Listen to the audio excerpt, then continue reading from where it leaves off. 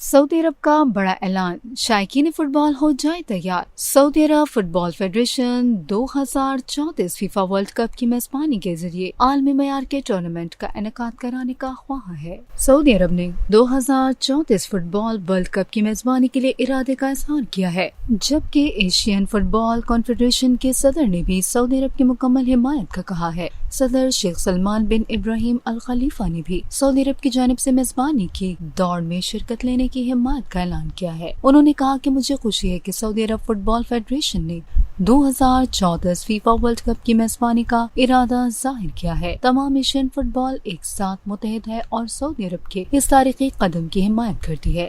اگر سعودی عرب کو میزبانی کے فرائض سونپے جاتے ہیں تو فیفا ورلڈ کپ کی تاریخ میں تیسری بار ورلڈ کپ کا انعقاد ایشیا میں ہوگا۔ اس سے پہلے 2002 میں جنوبی کوریا، جاپان اور 2022 میں قطر میں ورلڈ کپ کا انعقاد ہو چکا ہے۔